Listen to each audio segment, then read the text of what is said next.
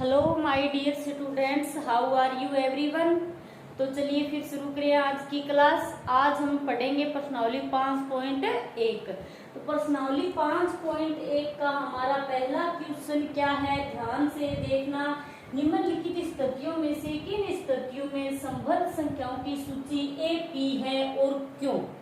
हमें क्या करना है, ये जो नीचे क्वेश्चन दिया है इसमें से ये देखना है कि ये एपी बन रही है या नहीं बन रही है। और एपी कब बनती है, जब क्रमागत पदों के संख्याओं के बीच का जो अंतर होता है वो क्या होता है, समान होता है, तभी हमारी एपी बनती है। तो इसका पहला क्वेश्चन क्या है, देखिए। प्रत्येक किलोमीटर के बाद का टैक्सी का किराया, जबकि प्रथम किलोमीटर के लिए किराया 15 रुपए है। प्रथम किलोमीटर, प्रथम क्या दे रखा है हमें, प्रथम पद दे रखा है। प्रथम किलोमीटर के लिए किराया 15 रुपए है। ठीक है, तो हम लिख देते हैं ये प्रथम पद के लिए किराया। प्रथम किलोमीटर, प्रथम पद निकालना है हमें।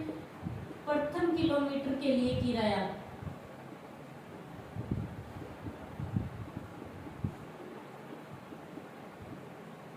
बराबर कितना दे रखा है, 15 रुपए। ठीक है, इसके बाद क्वेश्चन क्या कह रहा है, और प्रत्येक अतिरिक्त किलोमीटर के लिए किराया क्या है, 8 रुपए है।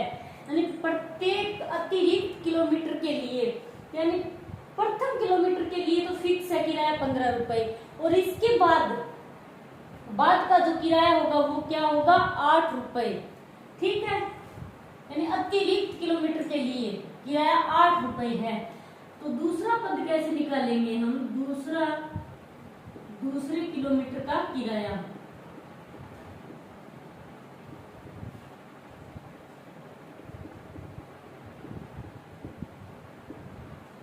ये पहला पद है तो इसे A1 लिखेंगे, और ये दूसरा है तो इसे A2 लिखेंगे।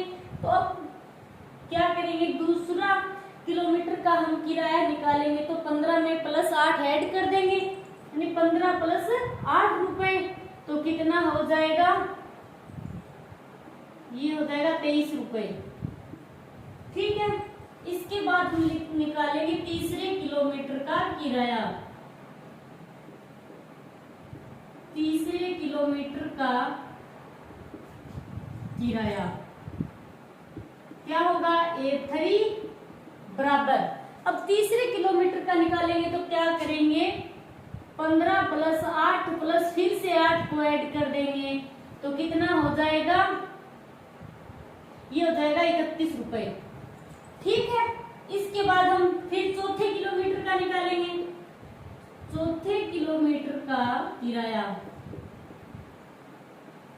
चौथे किलोमीटर का किराया क्या होगा, चौथा पद A4 बराबर।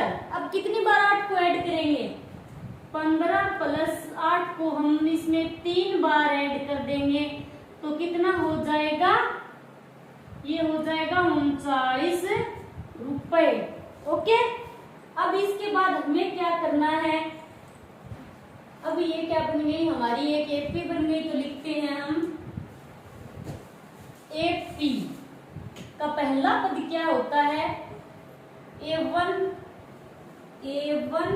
A2 और फिर A3 और फिर A4 और फिर क्या होगा, A5। इस प्रकार चलती है एपी। तो हम लिखते हैं, तो पहला क्या पद है हमारा, 15 रुपए।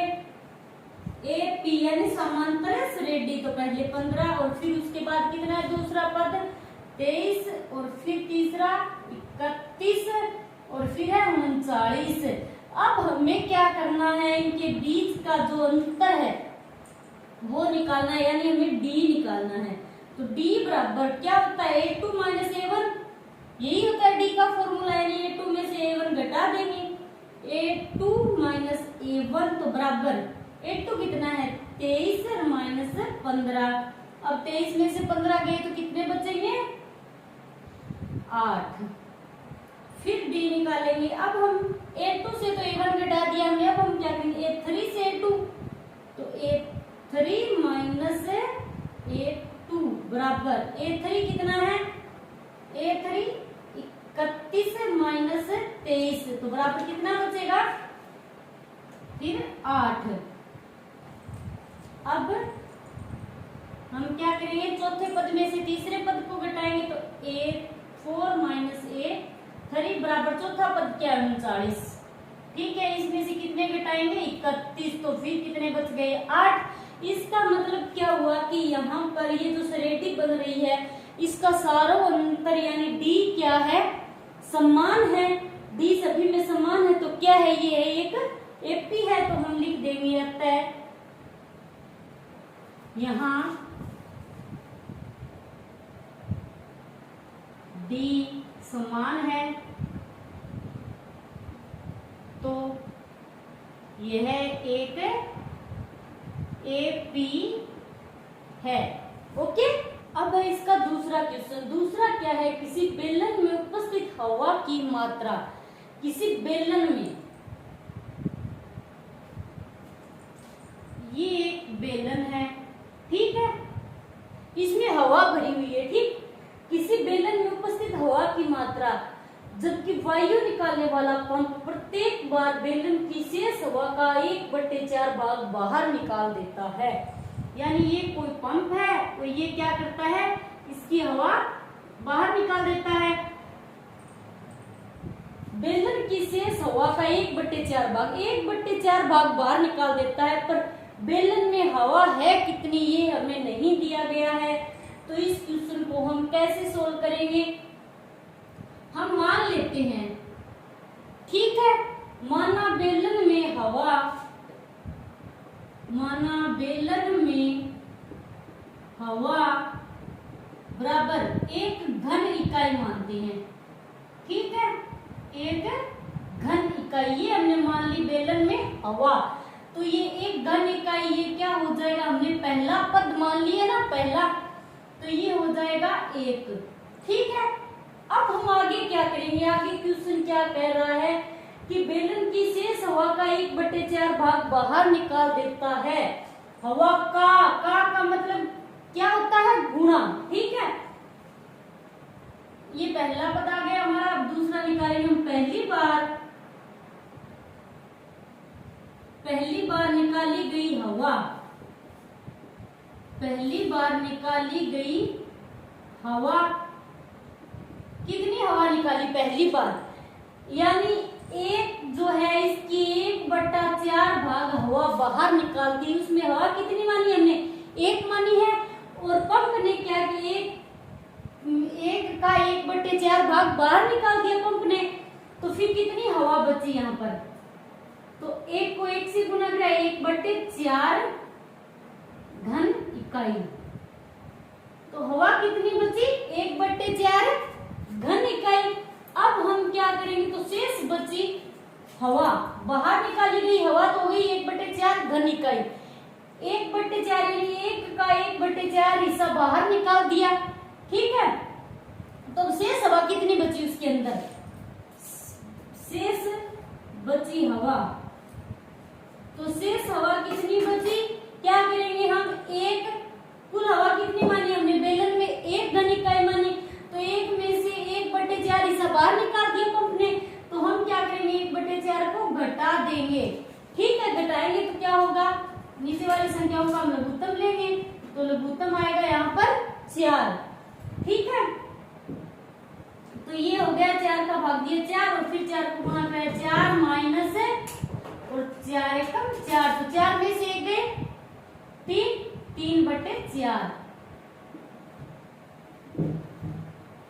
ये क्या हो गया, शेष बची हवा, ठीक है। तो 1 माइनस 1/4 यानी 3/4 हवा घन इकाई, ये हो जाएगा यहाँ पर ये 2, ठीक है, ठीक है।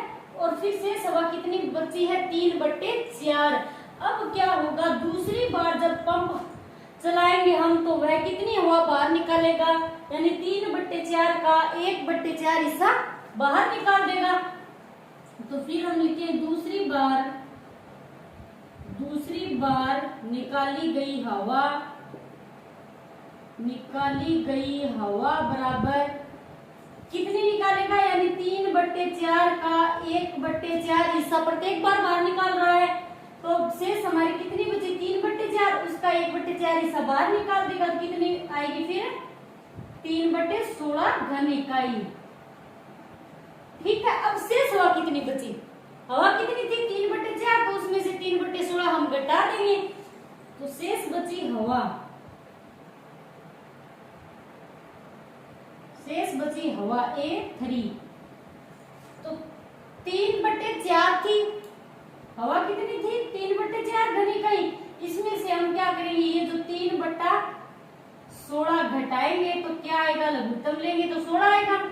4 चौक 16, 4 तिया 12 -3 तो बच गई 9/16 घन इकाई। अब कितनी हवा बची है 9/16 घन इकाई। ये तीसरा पद आ गया। अब देखिए तीसरी बार निकाली गई हवा। अब तीसरी बार जब हम पंप चलाएंगे तो कितनी हवा निकलेगी, यानी 9/16 का फिर से 1/4 हिस्सा बाहर निकल जाएगा। तीसरी बार निकाली गई हवा बराबर कितनी होगी, 9/16 बची है तो उसका 1/4 हिस्सा बाहर निकालेंगे। ठीक है, कितनी आएगी 16 चौके 64, यानी 9/64 घन इकाई। अब शेष बची हवा। शेष हवा कितनी बची है, शेष बची हवा यानी चौथा पद है ये। तो शेष हवा कितनी बची है, हवा कितनी थी 9/16, उसमें से हम क्या करेंगे 9/64 को घटा देंगे। 9/16 माइनस 9/64 तो लघुत्तम आएगा 64। 9 चौक 36 माइनस 9 बराबर ये बच गए 27/64 घन इकाई। ठीक है, ये कितने पद आ गए हमारे 4। अब हम क्या लिखेंगे, प्राप्त श्रेणी। हमें क्या मिला है, ये जो एपी है कैसे मिली है, हम लिखेंगे संख्याओं की प्राप्त सूची। ठीक है, सूची यानी एपी। एपी हमें क्या मिली है, पहला पद कौन सा है हमारा A1 प्रथम पद 1 है और दूसरा पद हमारा क्या है, ये है शेष बची हवा। दूसरा पद क्या है 3/4 है और तीसरा पद हमारा क्या है, ये है 9/16 और फिर चौथा पद हमारा क्या है, ये है चौथा पद 27/64। 27/64 ये हो गई एक एपी यानी समांतर श्रेणी बना ली हमने, तैयार कर लिया। तो हम क्या करेंगे, इनके बीच का जो अंतर है, पदों के बीच का अंतर यानी सारों अंतर, ठीक है, हम डी निकालेंगे यहाँ पर। तो डी निकालेंगे तो डी बराबर सबसे पहले हम क्या करेंगे, ये क्या है A1 A2 और A3, ये है A4। तो सबसे पहले हम पहला पद ज्ञात करेंगे तो क्या करेंगे A2 माइनस A1, A2 में से A1 घटाएंगे तो A2 माइनस A1 बराबर A2 कितना है 3/4 है, उसमें से हम घटाएंगे 1। ठीक है, तो क्या करेंगे सबसे पहले हम लघुत्तम लेंगे तो 3 माइनस 4 कितने बच गए माइनस के 1/4 घन इकाई। A2 में से A1 घटाया तो ये है। फिर हम क्या घटाएंगे D बराबर A3 में से A2 घटाएंगे, A3 माइनस A2 बराबर A3 कितना है 9/16, इसमें से हम घटाएंगे माइनस 3/4। अब लघुत्तम लेंगे तो लघुत्तम कितना आएगा यहाँ पर 16, तो 9 माइनस 4 चौक 16 और 4 तिया 12, कितने बच गए यहाँ माइनस के 3/16। ठीक है, अब क्या करेंगे चौथे पद में से तीसरा घटाएंगे यानी A4 माइनस A3, D बराबर A4 माइनस A3 बराबर ये कितना है 27/64 है और माइनस का 9/16। लघुत्तम कितना आएगा यहाँ पर 64, तो 27 माइनस 16 चौके 64, 9 चौक 36 यहाँ पर अब कितना बचेगा, माइनस का 9/64। तो ये आ गया सारों अंतर। ये डी हमने ज्ञात कर लिया है। और क्या है, डी यहाँ पर समान नहीं है, तो हम क्या लिखेंगे, अतः यहाँ सारों अंतर समान नहीं है,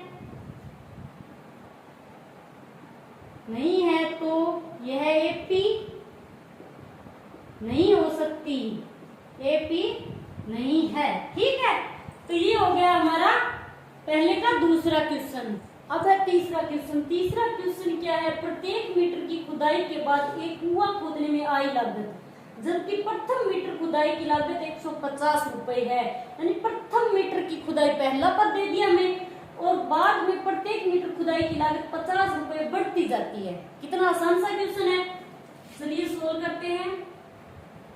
प्रथम मीटर की खुदाई, ठीक है, प्रथम मीटर की खुदाई की लागत कितनी दे रखी है हमें, लागत यानी प्रथम मीटर, तो प्रथम पद दे रखा है, तो A1 बराबर हम लिखेंगे 150 रुपए। ठीक है, ये तो सीधा सा हमें दे रखा है, जबकि प्रथम मीटर खुदाई की लागत 150 रुपए यानी पहला पद। उसके बाद क्वेश्चन क्या कह रहा है, और बाद में प्रत्येक मीटर खुदाई की लागत 50 रुपए बढ़ती जाती है, यानी 50 रुपए हम ऐड करते जाएंगे। ठीक है, तो हम लिखेंगे दूसरी मीटर की खुदाई की लागत कितनी हो जाएगी, लागत ये हो जाएगा हमारा A2। दूसरा पद बराबर 150 में कितने ऐड कर देंगे, +50, तो बराबर कितने हो जाएंगे, 200 रुपए। ठीक है, इसके बाद फिर तीसरे मीटर की खुदाई की लागत, तीसरे मीटर की खुदाई की लागत ये क्या हो जाएगी हमारी, A3 बराबर क्या आएगा, 150 में +50 ऐड किए, फिर 50 ऐड करेंगे, 2 बार 50 ऐड करेंगे तो कितना हो जाएगा, ये हो जाएगा 250 रुपए। ठीक है, अब चौथे मीटर, ठीक है, चौथे मीटर की खुदाई की लागत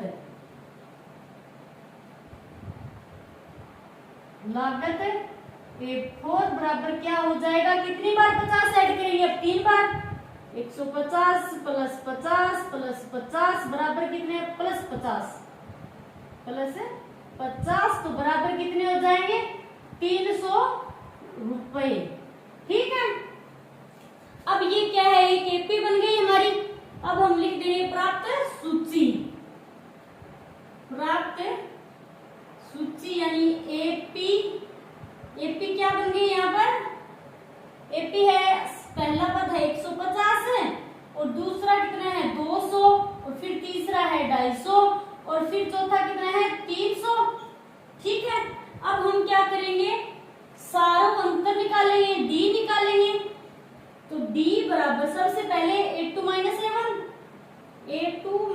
A1 बराबर A2 कितना है 200 - 150 बराबर कितने आ गए 50। ठीक है, अब दूसरी बार फिर निकालेंगे। अब क्या करेंगे, A2 में से A1 घटा दिया, अब क्या करेंगे 3 में से A2 घटा देंगे। A2 बराबर A3 कितना है 250 - 200 बराबर फिर 50, फिर D बराबर निकालेंगे, चौथे पद में से अब घटाएंगे तीसरा, तो कितना आएगा 300 से 250, तो फिर 50 आ गया। यानी D क्या आ रहा है, यहाँ पर इनके बीच का जो सारों अंतर है वो क्या समान आ रहा है, तो हम लिख देंगे अतः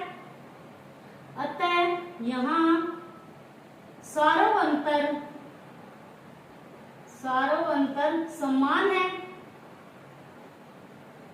तो यह एक एपी है, यानी समांतर श्रेणी है। तो ये हो गया हमारा तीसरा क्वेश्चन।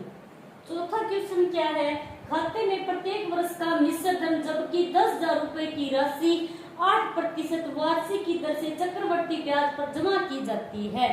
ठीक है, तो इसको हम कैसे करेंगे, हमें सबसे पहले क्या दे रखा है, ये 10,000 प्रथम राशि दी गई है हमें, और क्या है मूलधन, तो हम लिख देंगे मूलधन बराबर हमें दिया गया है 10,000 रुपए। ठीक है, राशि यानी दर कितनी दी गई है हमें, दर बराबर 8%। ठीक है, चक्रवृद्धि ब्याज पर जमा की जाती है। यहाँ पर A1 हो गया हमारा, A1 बराबर 10,000। अब A2 निकालेंगे, मिश्र धन। मिश्र धन कैसे निकाला जाता है, मिश्र धन बराबर ये आएगा A2 मूलधन प्लस ब्याज। ठीक है, ब्याज का फॉर्मूला क्या होता है, सरल ब्याज। ब्याज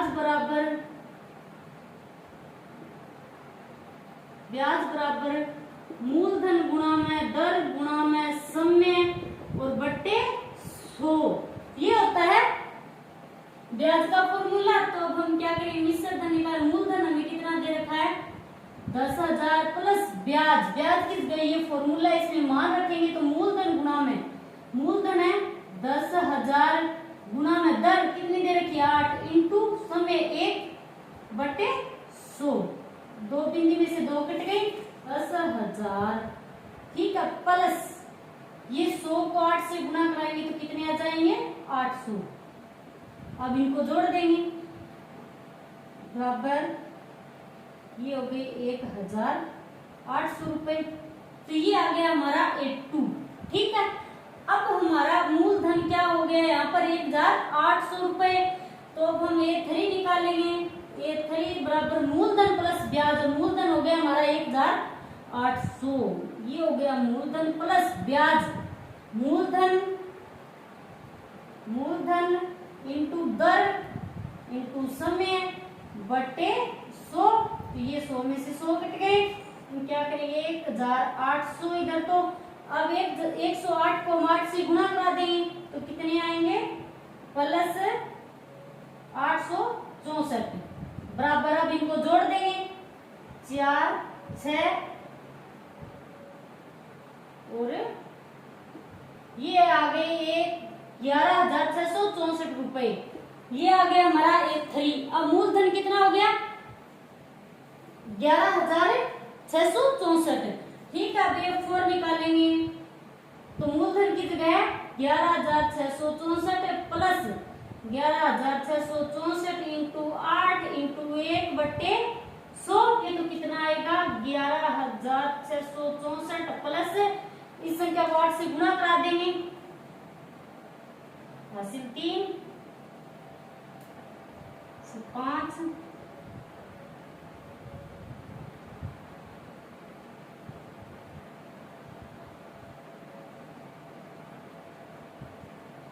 ये आ गया। अब इन दोनों को क्या करेंगे जोड़ देंगे बट्टे में 100।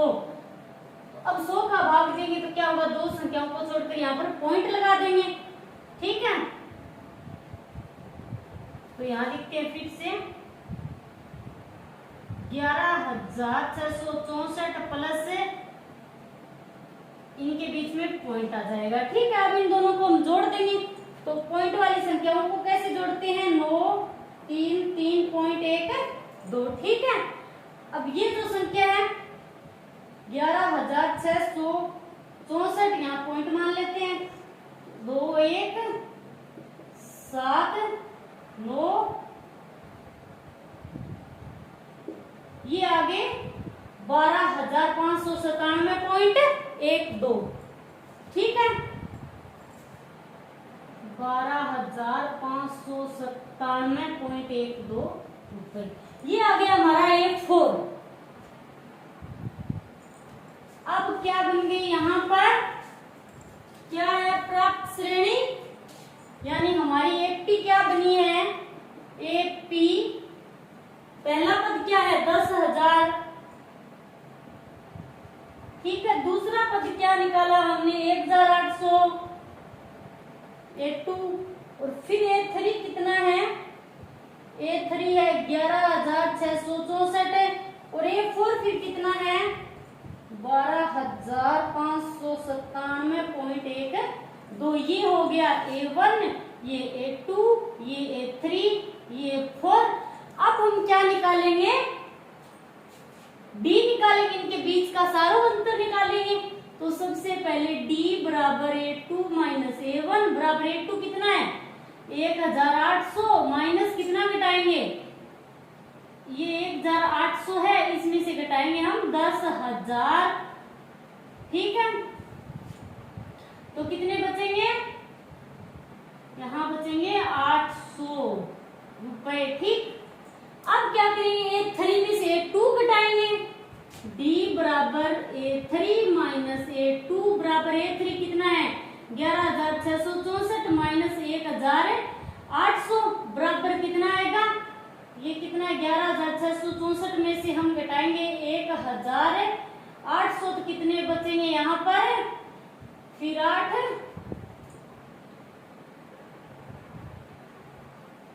ठीक है 864 बच गए यहाँ पर। अब d बराबर A4 माइनस A3 बराबर A4 कितना है 12,597.12 माइनस 11,664, तो घटाते हैं यहाँ पर 12,597.12, इसमें से हम घटाएंगे 11,664। ठीक है, तो कितने बचेंगे,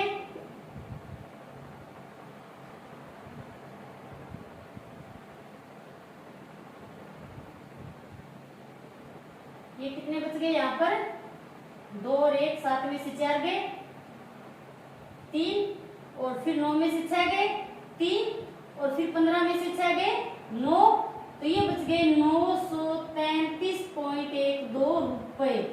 ठीक है, तो अब हम क्या लिखेंगे कि इनमें क्या है, सारों अंतर समान नहीं है, तो हम लिखेंगे अतः सारों अंतर यहाँ पर समान नहीं है,